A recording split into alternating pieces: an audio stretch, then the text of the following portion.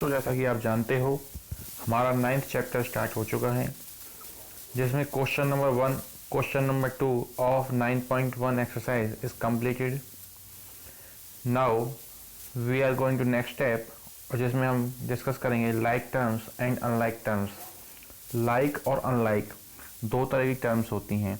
हमने एक्सप्रेशंस पढ़े, पोलिनोमियल पढ़ा, कांस्टेंट पढ़ा, वेरिएबल पढ़ा, कोएफिशिएंट पढ़ा, types of polynomial, monomial, binomial, trinomial पढ़ा। अब हम पढ़ने जा रहे हैं like terms and unlike terms.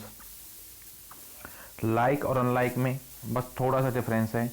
Like समझ लो, अनलाइक समझने की ज़रूरत नहीं है, क्योंकि जो रह जाएंगे, जो भी टर्म्स रह जाएंगे वो लाइक होंगे। तो जानते हैं लाइक टर्म्स के बारे में। हम अलजेब्रा पढ़ रहे हैं, सभी को पता होना चाहिए। जैसा कि मैं हमेशा क्लास में कहता हूँ कि ये तो पता हो गया, पढ़ क्या रहे हैं। सबसे पहले ये पता ज़रूरी है कि हम पढ़ क्या रहे हैं। तो हम अलजेब्रा स्टार्ट किया था, अलजेब्रिक एक्सप्रेशन पढ़ रहे थे।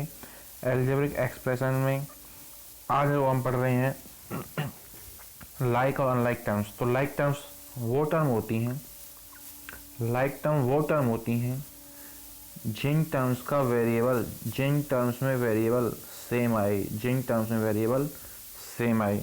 एंड क्या वेरिएबल सेम है तो उनको लाइक टर्म बोल देंगे, बच्चा पूछता है। तो मैंने कहा नहीं, इसके साथ साथ दूसरी कंडीशन भी है, उन वेरिएबल्स की पावर, वेरिएबल की पावर भी क्या हो, सेम हो। यानी कि बच्चे को दो बातें पता लग गई हैं कि लाइक टर्म्स वही टर्म होंगी जिनके वेरिएबल सेम हो और वेरिएबल्स के ऊपर लगने वाली पावर भी सेम हो। एग्जांपल्स दिखा देता हूँ। एक्स स्क्वायर है, एक्स स्क्वायर है एंड 3x स्क्वायर है। दो अलग अलग टर्म है। क्या, क्यों है दो अलग अलग टर्म? मैंने कॉमा लगाया है, ठीक है। एक्स स्क्वायर वेरिएबल है एक्स, क्या है वेरिएबल एक्स है, यहाँ वेरिएबल क्या है एक्स है।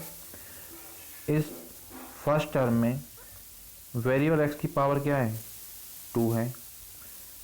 सेकंड टर्म में एक्स की पावर क्या है, 2 है। तीसरी बात और ध्यान रखना, कोएफिशिएंट से हमें कोई मतलब नहीं है, हमें सिर्फ और सिर्फ वेरिएबल सेम होना चाहिए और वेरिएबल की पावर भी क्या सेम होनी चाहिए, सेम होनी चाहिए। सेम वेरिएबल सेम पावर, जैसे ही आपको दिखाई दे सेम वेरिएबल सेम पावर, आप कह देना these terms will be like terms. We don't care for coefficient, हमें कोएफिशिएंट से कोई मतलब नहीं है, कोएफिशिएंट कुछ भी हो। ओके, तो x square and 3x square are like terms because two variable both are same. Here is x, here is also x. X की power 2 in first term, x की power is 2 in second term. We don't care the coefficient. In first term coefficient is 1 because nothing is given. In second term coefficient is 3. और example देता हूँ बच्चों, और देता हूँ। 5x और दूसरा टर्म है 5y। First term is 5x, coefficient से कोई मतलब नहीं है, कोएफिशिएंट सेम हो या डिफरेंट हो, कोएफिशिएंट से कोई मतलब नहीं है। तो बच्चा आता है, वो कहता है सर फर्स्ट टर्म में 5 is constant and x is variable. मैंने कहा अच्छी बात है। बच्चा कहता है सर सेकंड टर्म में 5 is constant and variable is y। तो बच्चा कहता है सर कांस्टेंट सेम है और आपने बताया था कि हमें कांस्टेंट से कोई लेना देना नहीं है। मैंने कहा बिल्कुल सही बोल रहा है। अब बच्चा कहता है सर फर्स्ट टर्म में वेरिएबल x है और सेकंड टर्म में वेरिएबल y है, तो आपने जो पहली कंडीशन बताई थी कि वेरिएबल सेम होनी चाहिए, वो फेल हो रही है। और जैसे ही पहली कंडीशन फेल हुई तो हम कह देंगे ये लाइक टर्म नहीं है। जैसे ही आपने कहा लाइक टर्म नहीं है, नहीं है, लाइक टर्म नहीं है, तो हम मैथ में क्या बोलेंगे, इंग्लिश में क्या बोलेंगे, उसे बोलेंगे अनलाइक टर्म्स। क्या बोलेंगे बच्चों, unlike terms. I hope you understand. आपके सामने एक एग्जाम्पल लिखा हुआ है 8xyz square and -5xyz square. दो टर्म है अलग अलग। पहली टर्म में वेरिएबल्स क्या हैं, x y z square, x y z are the variable x y z। Second term में वेरिएबल क्या है, एक्स वाई जेड, हमें कांस्टेंट से कोई मतलब नहीं है। यहाँ 8 है और यहाँ -5 है, हमें कोई मतलब नहीं है। हमें मतलब किससे है, वेरिएबल से और वेरिएबल की पावर से। यहाँ x की पावर 1 है, यहाँ भी x की पावर 1 है। फर्स्ट टर्म में y की पावर 1 है, सेकंड टर्म में भी y की पावर 1 है।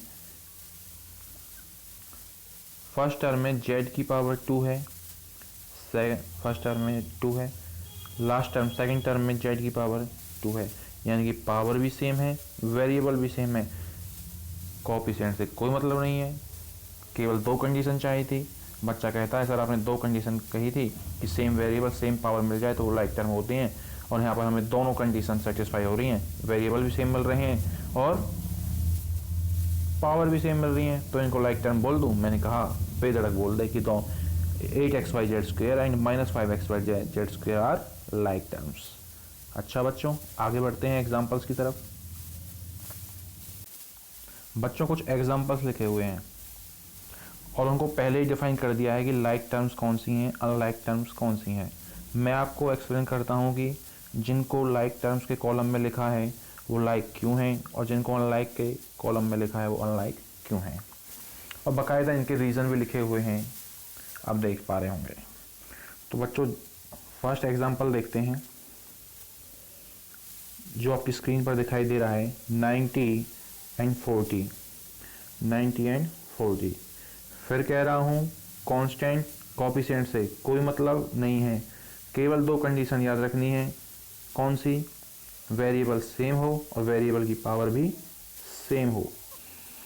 फर्स्ट में क्या दिया है, वेरिएबल t है, सेकंड में भी t है, वेरिएबल सेम हो गए। अब क्या चेक करेंगे, पावर। t की पावर क्या है, 1 है, यहाँ t की पावर क्या है, 1 है। कुछ भी नहीं दिया तो पावर क्या होगा, 1। कुछ भी नहीं दिया तो कोएफिशिएंट क्या होगा, 1। याद है ना, फर्स्ट वीडियो में एक्सप्लेन किया था। अच्छा, अगला एग्जांपल देख लेते हैं। 6x² and -5x²। वेरिएबल क्या है, x, फर्स्ट टर्म में। सेकंड टर्म में वेरिएबल क्या है, x, वेरिएबल सेम मिल गई। दूसरी कंडीशन चेक करेंगे। दूसरी कंडीशन क्या है, वेरिएबल की पावर सेम होनी चाहिए। फर्स्ट टर्म में वेरिएबल की पावर क्या है, 2, सेकंड में वेरिएबल की पावर 2। तो आप देख रहे होंगे जितने भी यहाँ इस कॉलम में एग्जांपल लिखे हुए हैं उन सभी में वेरिएबल भी सेम है और वेरिएबल की power, variable same, power same, तो that term will be like term, that term will be like terms. तो बच्चों अनलाइक टर्म्स के बारे में जान लेते हैं। आपके सामने फर्स्ट एग्जांपल अनलाइक टर्म्स के कॉलम में लिखा हुआ है 4y एंड 70। फर्स्ट क्या चेक करते हैं, वेरिएबल, जो कि क्या होना चाहिए, सेम। तो देखते हैं फर्स्ट टर्म में वेरिएबल क्या है, y है, सेकंड में क्या है, t है।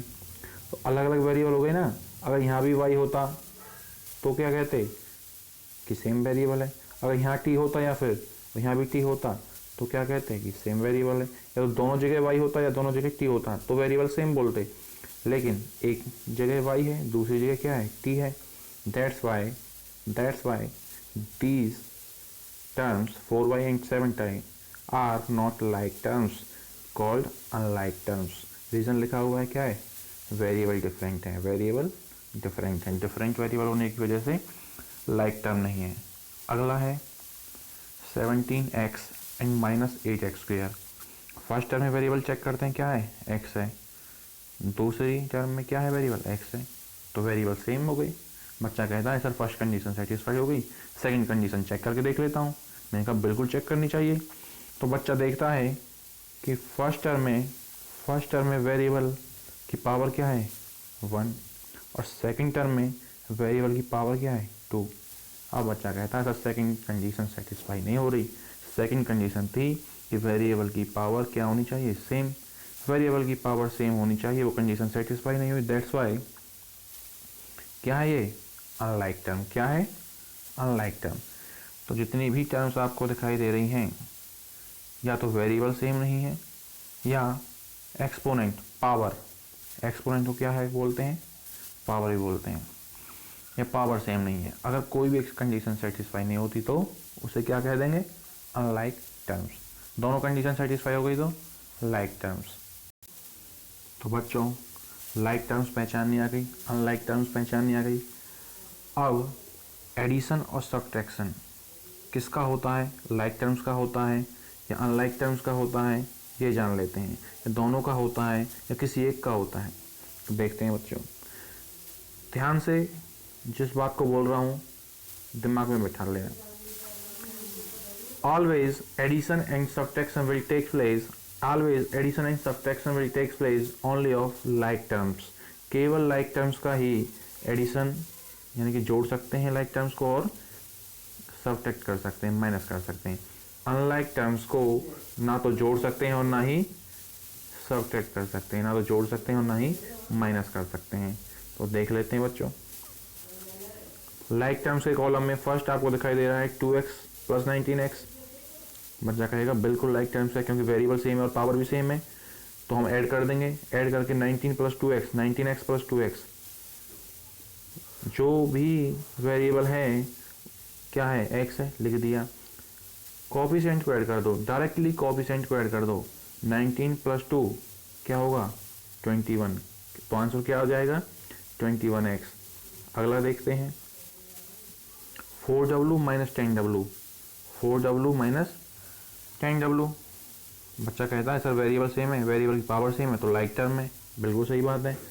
अब बच्चा कहता है सर 4w के सामने प्लस है, कुछ भी नहीं दिया तो प्लस होता है ना भाई, और 10w के सामने माइनस है, और बच्चा जानता है कि प्लस माइनस क्या होता है माइनस। तो बच्चे को पता लग गया कि क्या करना है, सब्ट्रैक्ट करना है। क्या करना है, सब्ट्रैक्ट, माइनस करना है। किसका, 10w और 4w का।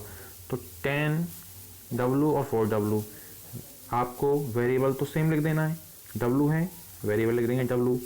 आगे 10 में से 4 गए, बस जितना बार कह रहा हूँ माइनस को भूल जाओ, वो ध्यान दो बस, जैसे मैं पहले कराता हूँ क्लास में। 10 में से 4 गए तो क्या बचेगा 6, क्या बचेगा भैया 6, तो 6 मिल गया। अब देखो बड़ी टर्म कौन सी है, 4 है या 10 है, बच्चा कहेगा 10 है। बड़ी टर्म के सामने साइन कौन सा है, माइनस का है। बड़ी टर्म 10 है, बड़ी टर्म के सामने साइन माइनस का है, तो 6 के सामने साइन किसका आएगा, माइनस का। और उस क्या लगाना है लास्ट में, वेरिएबल। तो 4w minus 10w is minus 6w। आगे इसी तरीके से ऐड करना है, क्वेश्चंस के द्वारा आगे समझाऊंगा। अनलाइक टर्म्स को देख लेते हैं क्या ये ऐड होंगे या नहीं। यहाँ से हमें पता लग गया कि लाइक टर्म्स ही ऐड होती हैं और लाइक टर्म्स सब्ट्रैक्ट भी होती हैं। Now discuss about unlike terms. First one is 2x plus 19a। बच्चा कहता है सर वेरिएबल x है या a है, दो डिफरेंट वेरिएबल हैं, तो टर्म्स अनलाइक हो गई, बिल्कुल सही बात है। अब तुम कैसे ऐड कर दोगे, यहाँ तो x कॉमन आ रहा था, यहाँ w कॉमन आ रहा था, यहाँ r कॉमन आ रहा था, यहाँ a स्क्वायर आ रहा था और यहाँ y कॉमन आ रहा था, लेकिन यहाँ तो वेरिएबल x है, यहाँ a है, कॉमन ही नहीं आ रहा, वेरिएबल कॉमन नहीं आ रहा। That's why in unlike terms ना तो हम ऐड कर सकते हैं और ना ही सब्ट्रैक्ट कर सकते हैं। तो यहाँ से कंक्लूजन क्या निकला, कंक्लूजन ये निकला कि लाइक टर्म्स ही ऐड हो सकती हैं और लाइक टर्म्स ही सब्ट्रैक्ट हो सकती हैं। अगर हमें ऐड करना है या सब्ट्रैक्ट करना है तो किसको करेंगे, लाइक टर्म्स को, अनलाइक टर्म्स को नहीं कर सकते। एग्जाम्पल्स हो गए हैं, क्वेश्चंस कराऊंगा अगली वीडियो में और फिर समझेंगे अच्छे से।